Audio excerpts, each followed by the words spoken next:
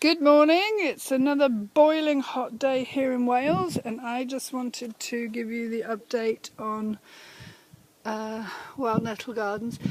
And these are two of my latest additions, and I can see two little baby ones coming. And this is sea buckthorn, which is a fantastic superfood, not seafood.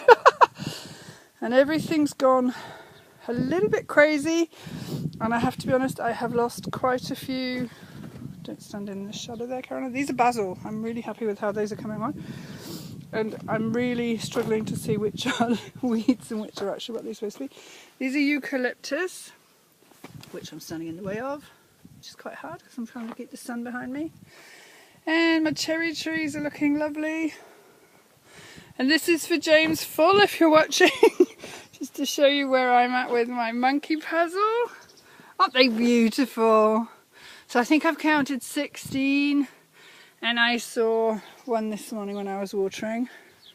So Martina Dodder, your sequoia, has not grown in height, but it's definitely happy where it is. And then there's my apricot. I really have been very generously donated to. So I'll just wander over here so you're not looking into the sun. But this bed, honestly, I've decided this is the kind of farming I want to do. This bed is almost entirely poo from some lovely organic cows.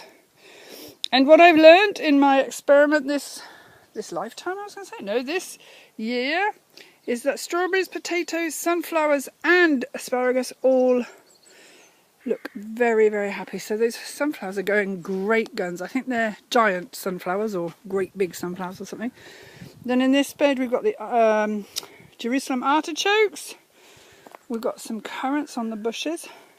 But this is today's development. I've only just seen this myself. Isn't that wonderful? Now, I'll show you that one, and then I'll show you what the other one's done in the other bed.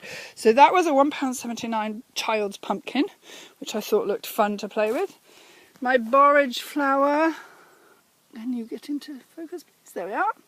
So that's the first one that's come up. I've planted those all over the garden because the bees love them and I love them. Little bit of a sneak preview there. And we got lots of garlic coming on. Look at the vigour in that. That's just outstanding. I can't believe I've grown that. And the strawberries have all gone bonkers and sending out runners, and my asparagus is coming up. So the hugels, I'm sort of going to skip past those because they're covered in weeds and the animals have totally destroyed them. There's a few things still growing. There's nice borage in the middle there. Looks lovely in the morning sunshine.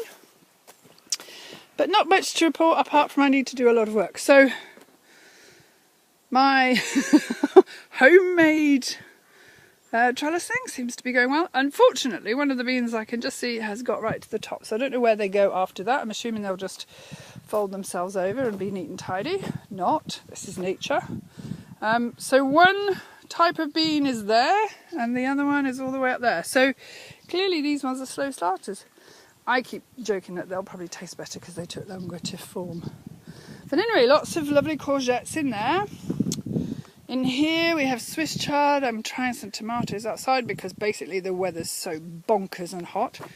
And then Claire Adamson, this is your Ellie campaign. Look at that. Gosh, it's obviously extremely happy, which I'm happy about. More borage in here. We have some arnica there from my friend Lucy. Potatoes, accidentally, with the alpaca poo. I seem to have become a potato and strawberry farmer without actually intending to do that.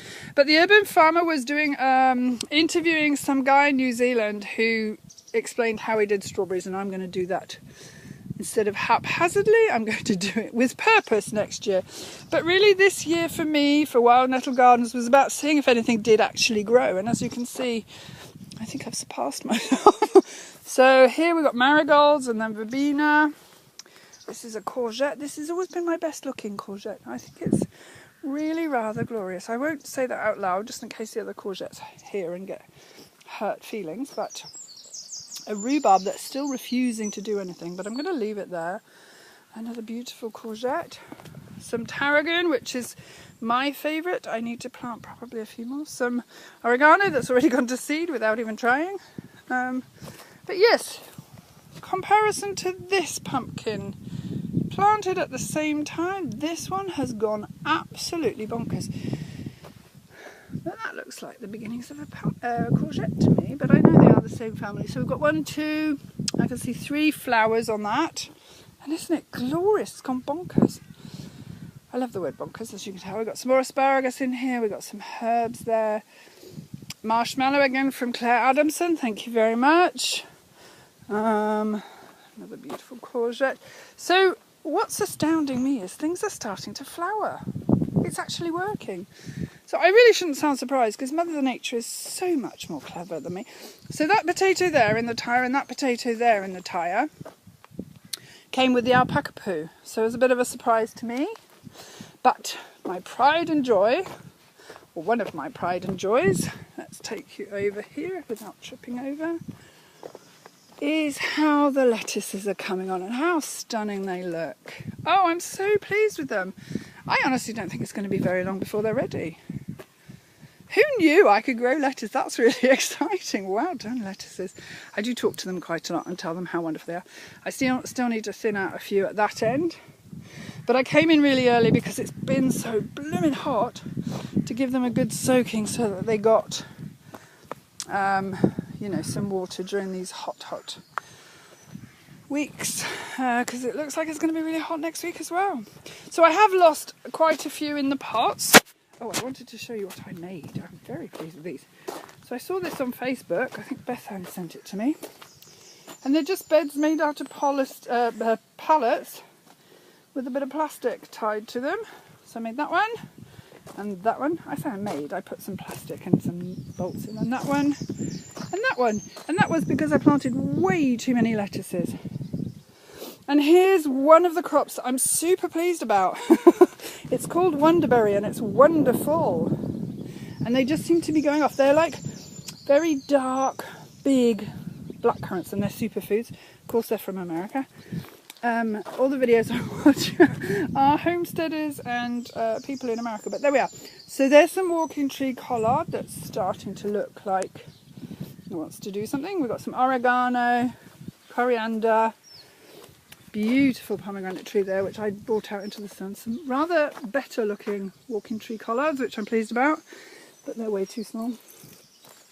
And then this is the other bumper crop, which, as you probably saw if you watched my videos last year, you'll know that I'm absolutely nuts about moringa and planted the whole packet again. Why do I do that? Why don't I just plant 1 or 2? Anyway, not to worry, some lovely more basil coming there. What else have we got? So I've decided to put all the berries into pots because there's a chance I may be needing to move,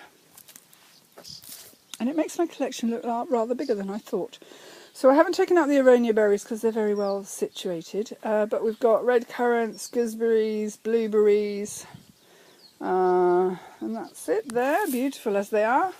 And then here's my tomatoes. I'm so pleased with them. Now, it has been really scorcho, and tomatoes love the heat. But I put them in with a marigold and some basil, and I'm even thinking about squidging some tomatoes in, but some carrots in as well, because of the book Carrots Love Tomatoes. But I'm not going to worry about that.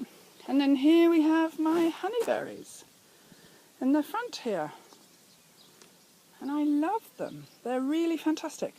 So just the last little hugel there. Again, I've learnt a lot about hugels. They're extremely challenging to make, as in they take a long time.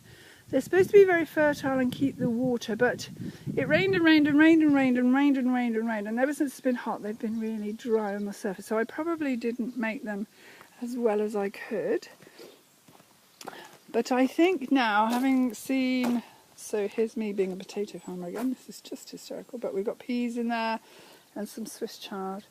And those were some red onions from Beth Ann. So I'm aware that that's pointing into the sun. So there we are. That's the update for Wild Nettle Gardens for the end of June. It's my birthday on Sunday, which is exciting. So I'm going up to Bristol to see some friends, which will be a lovely break away from the farm. for a day and a half. And yeah, just if you've got any questions, do give us a call. And if you've not got any questions but would like to help, we will always be happy to hear from you. Okay, so have a wonderful July, and that's it from Wild Nettle Gardens. Thank you for watching.